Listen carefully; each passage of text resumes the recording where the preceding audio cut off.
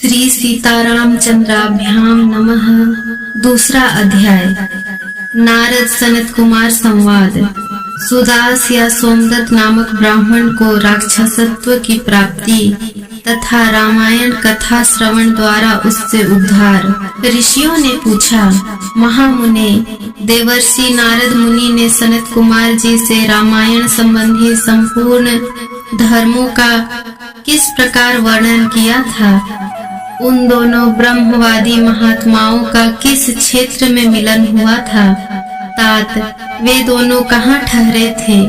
नारद जी ने उनसे जो कुछ कहा था वह सब आप हम लोगों को बताइए। सूत जी ने कहा, मुनिवरों, सनकादि महात्मा भगवान ब्रह्मा जी के पुत्र माने गए हैं। उनमें ममता और अहंकार का तो नाम भी नहीं है। वे सब के सब ऊर्ध्व रेता हैं। मैं आप लोगों से उनके नाम बताता हूँ, सुनिए। सनक, सनंदन, सनत कुमार और सनातन, ये चारों सनकादि माने गए हैं। वे भगवान विष्णु के भक्त और महात्मा हैं। सदा ब्रह्म के चिंतन में लगे रहते हैं। बड़े सत्यवादी हैं। सहस्त्रों सूर्यों के समान तेजस्वी एवं मोक्ष के अभिलाषी हैं। एक दिन वे महातेजस्वी ब्रह्मपुत्र सनकादि ब्रह्मा जी की सभा देखने के लिए मेरु पर्वत के शिखर पर गए। वहां भगवान विष्णु के चरणों से प्रकट हुई परम पुण्यमयी गंगा नदी, जिन्हें सीता भी कहते हैं, बह रही थी। उनका दर्शन करके वे तेजस्वी महात्मा उनके जल में स्नान करने को उद्यत हुए। ब्राह्मणों, इतने में ही देवर्षि नारद मुनि भगवान के नारायण आदि नामों का उच्चारण करते हुए वहां आ पहुँचे। वे नारायण, अच्युत, अनंत, वासुदेव, जनार्दन, यज्ञेश, यज्ञ पुरुष, राम, विष्णु, आपको नमस्कार है। इस प्रकार भगवान नाम का उच्चारण करके संपूर्ण जगत को पवित्र बनाते और एकमात्र लोक पावनी गंगा की स्तुति करते हुए वहां आए। उन्हें आते देख महातेजस्वी सनकादि मुनियों ने उनकी यथोचित पूजा की तथा नारद जी ने भी उन मुनियों को मस्तक झुकाया।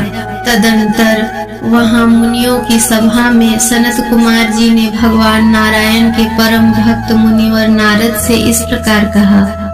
सनत कुमार बोले, महाप्राज्ञ नारद जी, आप समस्त मुनीश्वरों में सर्वज्ञ हैं। सदा श्री हरि की भक्ति में तत्पर रहते हैं। अतः आपसे बढ़कर दूसरा कोई नहीं है। इसलिए मैं पूछता हूँ, जिनसे समस्त चराचर जगत की उत्पत्ति हुई है तथा ये गंगा जी जिनके चरणों से प्रकट हुई हैं, उन श्री हरि के स्वरूप का ज्ञान कैसे होता है?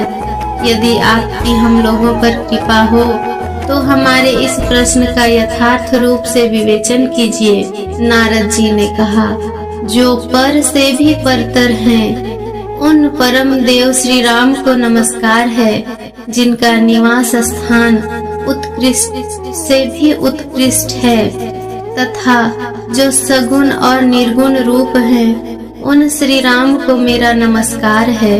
ज्ञान अज्ञान, धर्म अधर्म तथा विद्या और अविद्या, ये सब जिनके अपने ही स्वरूप हैं तथा जो सबके आत्म रूप हैं, उन आप परमेश्वर को नमस्कार है। जो दैत्यों का विनाश और नरक का अंत करने वाले हैं, जो अपने हाथ के संकेत मात्र से अथवा अपनी भुजा के बल से धर्म की रक्षा करते हैं। पृथ्वी के भार का विनाश जिनका मनोरंजन मात्र है और जो उस मनोरंजन की सदा अभिलाषा रखते हैं, उन रघुकुल दीप श्री राम देव को मैं नमस्कार करता हूँ, जो एक होकर भी चार स्वरूपों में अवतीर्ण होते हैं, जिन्होंने वानरों को साथ लेकर राक्षस सेना का संहार किया है। उन दशरथ नंदन श्री रामचंद्र जी का मैं भजन करता हूँ। भगवान श्री राम के ऐसे ऐसे अनेक चरित्र हैं, जिनके नाम करोड़ों वर्षों में भी नहीं गिनाए जा सकते हैं, जिनके नाम की महिमा का मनु और मुनीश्वर भी पार नहीं पा सकते, वहाँ मेरे जैसे क्षुद्र जीव की पहुँच कैसे हो सकती है। जिनके नाम के स्मरण मात्र से बड़े बड़े पातकी भी पावन बन जाते हैं, उन परमात्मा का स्तवन मेरे जैसा तुच्छ बुद्धि वाला प्राणी कैसे कर सकता है। जो द्विज घोर कलयुग में रामायण कथा का आश्रय लेते हैं, वे ही कृत्य हैं। उनके लिए तुम्हें सदा नमस्कार करना चाहिए। सनत कुमार जी, भगवान की महिमा को जानने के लिए कार्तिक, माघ और चैत्र के शुक्ल पक्ष में रामायण की अमृतमयी कथा का नवाह श्रवण करना चाहिए। ब्राह्मण सुदास गौतम के शाप से राक्षस शरीर को प्राप्त हो गए थे, परंतु रामायण के प्रभाव से ही उन्हें शाप से छुटकारा मिला था। सनत कुमार ने पूछा, मुनि श्रेष्ठ, संपूर्ण धर्मों का फल देने वाली रामायण कथा का किसने वर्णन किया है? सौदास को गौतम द्वारा कैसे शाप प्राप्त हुआ? फिर वे रामायण के प्रभाव से किस प्रकार शाप मुक्त हुए थे? मुने, यदि आपका हम लोगों पर अनुग्रह हो तो सब कुछ ठीक ठीक बताइए। इन सारी बातों से हमें अवगत कराइए, क्योंकि भगवान की कथा वक्ता और श्रोता दोनों के पापों का नाश करने वाली है। नारद जी ने कहा, ब्राह्मण, रामायण का प्रादुर्भाव महर्षि वाल्मीकि के मुख से हुआ है, तुम उसी को श्रवण करो। रामायण की अमृतमयी कथा का श्रवण 9 दिनों में करना चाहिए। सतयुग में एक ब्राह्मण थे जिन्हें धर्म कर्म का विशेष ज्ञान था। उनका नाम था सोमदत्त। वे सदा धर्म के पालन में ही तत्पर रहते थे। वे ब्राह्मण सौदास नाम से भी विख्यात थे। ब्राह्मण ने ब्रह्मवादी गौतम मुनि से गंगा जी के मनोरम तट पर संपूर्ण धर्मों का उपदेश सुना था। गौतम ने पुराणों और शास्त्रों की कथाओं द्वारा उन्हें तत्व का ज्ञान कराया था। सौदास ने गौतम से उनके बताए हुए संपूर्ण धर्मों का श्रवण किया था। एक दिन की बात है, सौदास परमेश्वर शिव की आराधना में लगे हुए थे। उसी समय वहां उनके गुरु गौतम जी आ पहुँचे, परंतु सौदास ने अपने निकट आए हुए गुरु को भी उठकर प्रणाम नहीं किया। परम बुद्धिमान गौतम तेज की निधि थे। वे शिष्य के बर्ताव से रुष्ट न होकर शांत ही बने रहे। उन्हें यह जानकर प्रसन्नता हुई कि मेरा शिष्य सौदास शास्त्रोक्त कर्मों का अनुष्ठान करता है, किंतु सौदास ने जिनकी आराधना की थी वे संपूर्ण जगत के गुरु महादेव शिव। गुरु की अवहेलना से होने वाले पाप को सह न सके। उन्होंने सौदास को राक्षस योनि में जाने का शाप दे दिया। तब विनय कला कोविद ब्राह्मण ने हाथ जोड़कर गौतम से कहा, ब्राह्मण बोले, संपूर्ण धर्मों के ज्ञाता सर्वदर्शी सुरेश्वर भगवान, मैंने जो अपराध किया है वह सब आप क्षमा कीजिए। गौतम ने कहा, वत्स, कार्तिक मास के शुक्ल पक्ष में तुम रामायण की अमृतमयी कथा को भक्ति भाव से आदर पूर्वक श्रवण करो। इस कथा को 9 दिनों में सुनना चाहिए। ऐसा करने से यह शाप अधिक दिनों तक नहीं रहेगा, केवल 12 वर्षों तक ही रह सकेगा। ब्राह्मण ने पूछा, रामायण की कथा किसने कही है तथा उसमें किसके चरित्रों का वर्णन किया गया है? महामते, यह सब संक्षेप से बताने की कृपा करें। यूं कहकर मन ही मन प्रसन्न हो सौदास ने गुरु के चरणों में प्रणाम किया।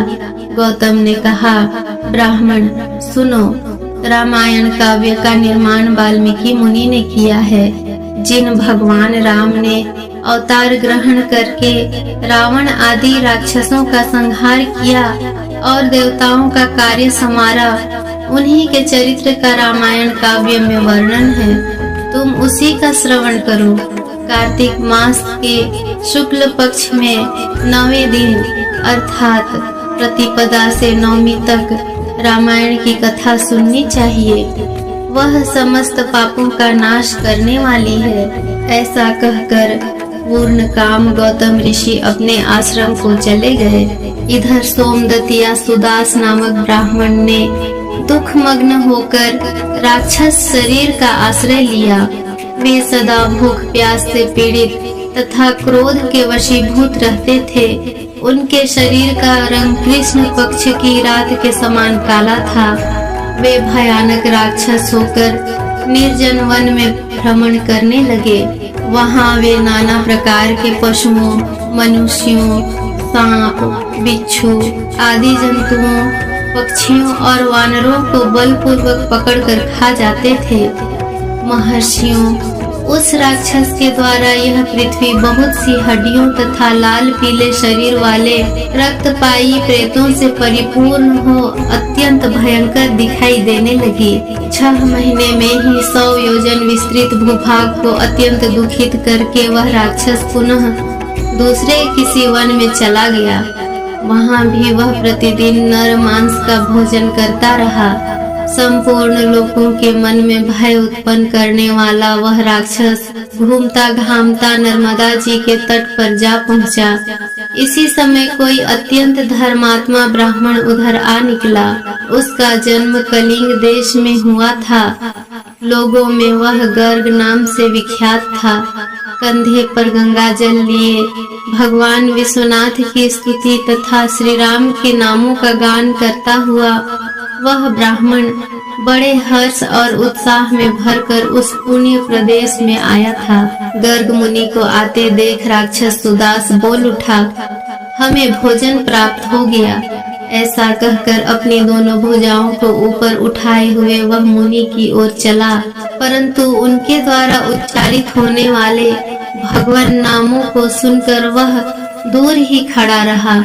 उन महर्षि को मारने में असमर्थ होकर राक्षस उनसे इस प्रकार बोला। राक्षस ने कहा, यह तो बड़े आश्चर्य की बात है। भद्र महाभाग, आप महात्मा को नमस्कार है। आप जो भगवान नामों का स्मरण कर रहे हैं, इतने से ही राक्षस भी दूर भाग जाते हैं। मैंने पहले कोटि सहस्त्र ब्राह्मणों का भक्षण किया है। ब्राह्मण, आपके पास जो नाम रूपी कवच है, वही राक्षसों के महान भय से आपकी रक्षा करता है। आपके द्वारा किए गए नाम स्मरण मात्र से हम राक्षसों को भी परम शांति प्राप्त हो गई। यह भगवान अच्युत की कैसी महिमा है। महाभाग ब्राह्मण, आप श्री राम कथा के प्रभाव से सर्वथा राग आदि दोषों से रहित हो गए हैं। अतः आप मुझे इस अधम पातक से बचाइए।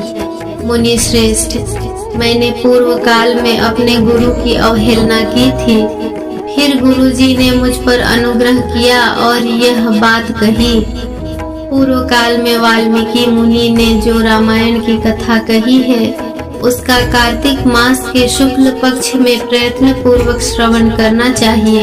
इतना कहकर गुरुदेव ने पुनः यह सुंदर एवं शुभदायक वचन कहा। रामायण की अमृतमयी कथा 9 दिन में सुननी चाहिए।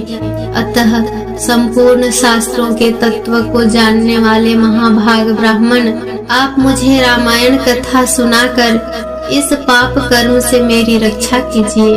नारद जी कहते हैं, उस समय वहाँ राक्षस के मुख से रामायण का परिचय तथा श्री राम के उत्तम महात्म्य का वर्णन सुनकर द्विज श्रेष्ठ गर्ग आश्चर्यचकित हो उठे। श्री राम का नाम ही उनके जीवन का अवलंब था। वे ब्राह्मण देवता उस राक्षस के प्रति दया से द्रवित हो गए और सुदास से इस प्रकार बोले। ब्राह्मण ने कहा, महाभाग राक्षस राज, तुम्हारी बुद्धि निर्मल हो गई है। इस समय कार्तिक मास का शुक्ल पक्ष चल रहा है। इसमें रामायण की कथा सुनो। राम भक्ति परायण राक्षस, तुम श्री रामचंद्र जी के महात्म्य को श्रवण करो। श्री रामचंद्र जी के ध्यान में तत्पर रहने वाले मनुष्यों को बाधा पहुंचाने में कौन समर्थ हो सकता है। जहाँ श्री राम का भक्त है, वहाँ ब्रह्मा विष्णु और शिव विराजमान हैं। वहीं देवता, सिद्ध तथा रामायण का आश्रय लेने वाले मनुष्य हैं। अतः इस कार्तिक मास के शुक्ल पक्ष में तुम रामायण की कथा सुनो। 9 दिनों तक इस कथा को सुनने का विधान है, अतः तुम सदा सावधान रहो। ऐसा कहकर गर्ग मुनि ने उसे रामायण की कथा सुनाई। कथा सुनते ही उसका राक्षसत्व दूर हो गया। राक्षस भाव का परित्याग करके वह देवताओं के समान सुंदर, करोड़ों सूर्यों के समान तेजस्वी और भगवान नारायण के समान कांतिमान हो गया। अपनी 4 भुजाओं में शंख, चक्र, गदा और पद्म लिए वह श्री हरि के बैकुंठ धाम में चला गया। ब्राह्मण गर्ग मुनि की भूरी भूरी प्रशंसा करता हुआ वह भगवान के उत्तम धाम में जा पहुंचा। नारद जी कहते हैं, विप्रवरों, अतः आप लोग भी रामायण की अमृतमयी कथा सुनिए। इसके श्रवण की सदा ही महिमा है, किंतु कार्तिक मास में विशेष बताई गई है। रामायण के नाम का स्मरण करने से ही मनुष्य करोड़ों महापातकों तथा समस्त पापों से मुक्त हो परम गति को प्राप्त होता है। मनुष्य रामायण इस नाम का जब एक बार भी उच्चारण करता है, तभी वह समस्त पापों से मुक्त हो जाता है और अंत में भगवान विष्णु के लोक में चला जाता है। जो मनुष्य सदा भक्ति भाव से रामायण कथा को पढ़ते और सुनते हैं, उन्हें गंगा स्नान की अपेक्षा 100 गुना पुण्य फल प्राप्त होता है। इस प्रकार श्री स्कंद पुराण के उत्तराखंड में नारद सनत कुमार संवाद के अंतर्गत वाल्मीकि रामायण महात्म्य के प्रसंग में राक्षस का उद्धार नामक दूसरा अध्याय पूरा हुआ।